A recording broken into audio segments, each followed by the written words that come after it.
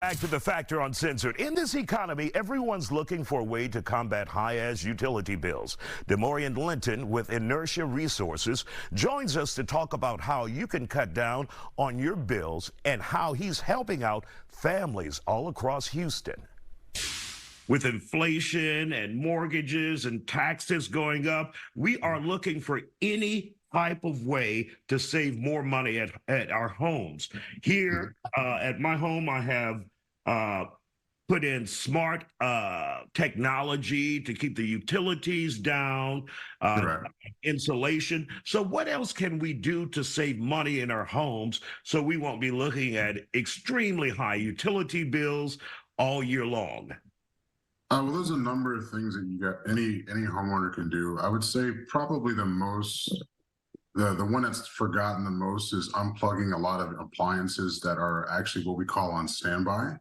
Those appliances that you guys have plugged, or anyone has plugged in, but you're not actually using, that eats up a ton of electricity. So that was probably the most common one that we see most people looking at, is actually using a facility like your microwave. Even if you have it plugged in and you're not using it, it's still producing, or what we call an electricity on standby. Yeah, so anything that think about that, you know, obviously you can't touch your refrigerator. Correct. It's working 24 hours a day. But what about like your washing machine, your dryer?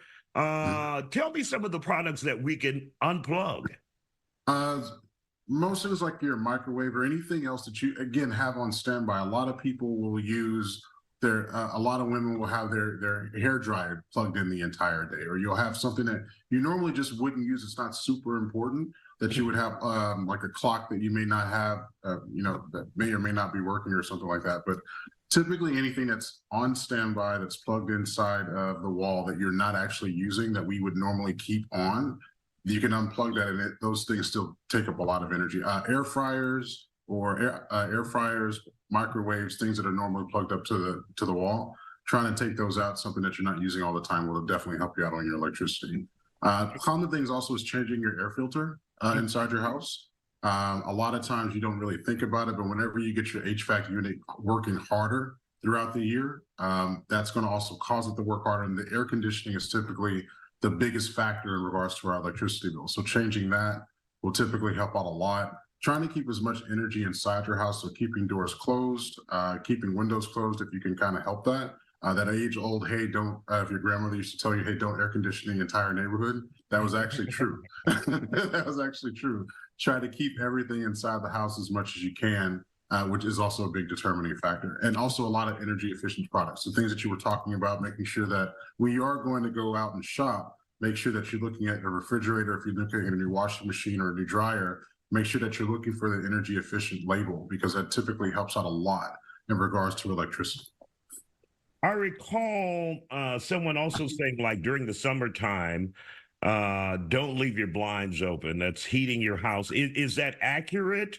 That is actually accurate. When that sun is coming inside your house, it's almost like the greenhouse effect. It's warming up your house, which again, if you have that smart meter then adjusts the air conditioning to actually have to work harder throughout the summertime. So trying to keep everything in and trying to not be as exposed as possible, or keeping the home more insulated, is definitely going to help out with your electricity bills. There are little bitty small things that you guys can do and that anyone can do. But a lot of times we just, everyone gets busy and they sometimes forget. But if you're actually on these things and you're reminding yourself, or you have everyone in your house like trained to remind to do these things, it'll dramatically bring down the bill another 20, sometimes even 30%.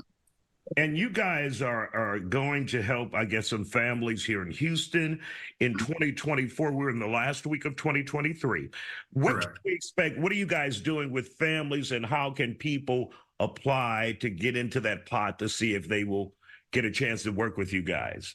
So we're really excited about this. I actually started my career speaking to homeowners all across the city of Houston for a number of years, over 10 to 12 years, doing that, helping people lower their electricity bills in their homes.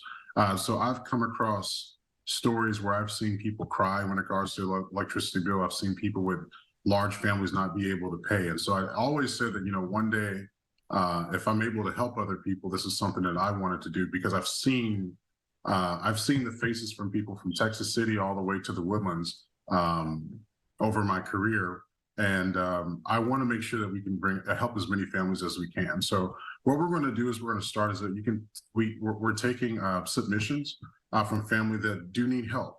We are looking for families in situations that they couldn't have planned for, and things we're coming into the holiday season. So what our committee is going to do is every month for the next 12 months, we're going to pick one family out of the submissions that we receive. So if you don't get picked the first time, remember that we still have everything there for you to be able to do. But when you do go to the website, it's www.inertiaresourcesinc.com. If you're not picked the first time, we're going to do this for hopefully forever, but we are going to do this at least 12 times for the year of 2024. So our committee will pick one family and we'll take care of their electricity and gas bills for an entire year.